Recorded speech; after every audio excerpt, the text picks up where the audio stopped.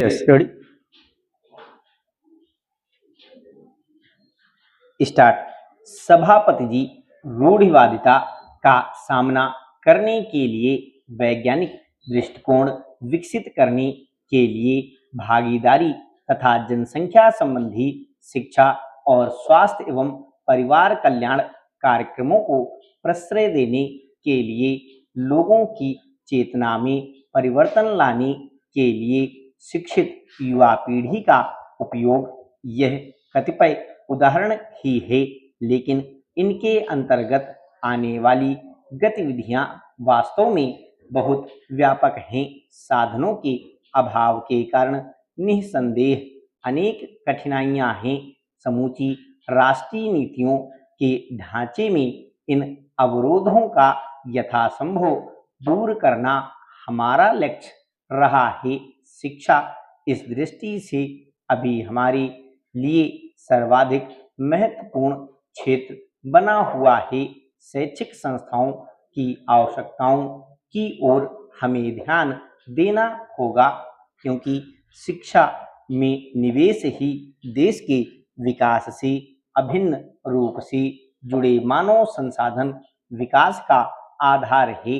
राष्ट्रीय साक्षरता मिशन के अंतर्गत पूरे देश में निरक्षरता उन्मूलन के लिए एक विशाल कार्यक्रम शुरू हो चुका है।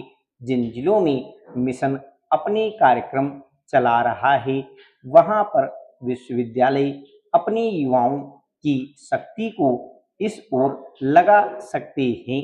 युवा क्रियाकलापों को इस क्षेत्र में सर्वाधिक महत्वपूर्ण पहलू जन समूह को आधारभूत साक्षरता की शिक्षा देने वाले ज्ञान केंद्रों में सम्मिलित करने होने के लिए उत्साहित करने हेतु उपयुक्त वातावरण का निर्माण होना चाहिए।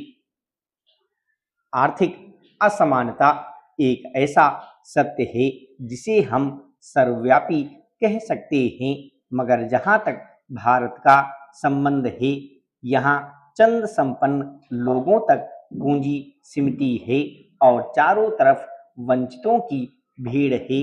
कृषि को भारतीय अर्थव्यवस्था की रीढ़ कहा जाता है, लेकिन गांवों में चले जाएं तो वहां अधिकतर किसानों की जोत 2 एकड़ से कम है।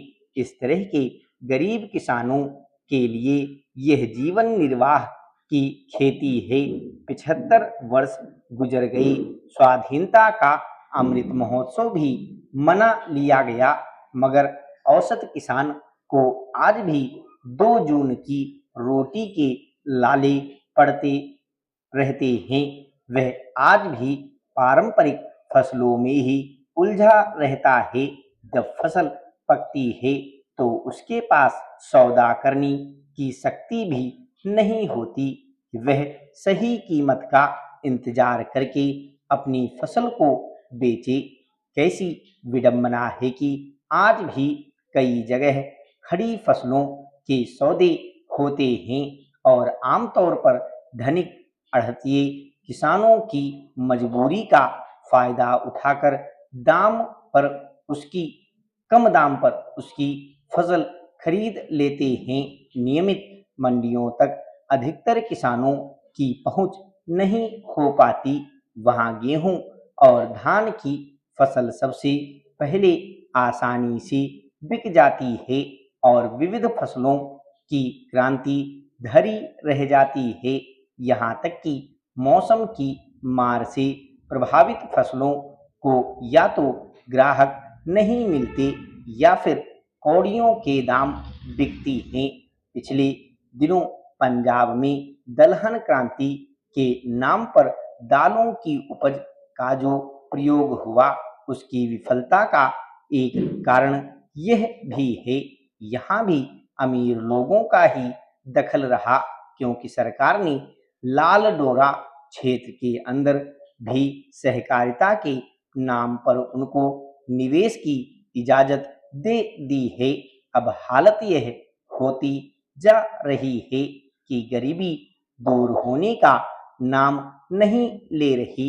गरीब लोग जीवन निर्वाह के लिए परेशान हैं। वे अनुदान और अनुकंपा राशि पर निर्भर हो गए हैं।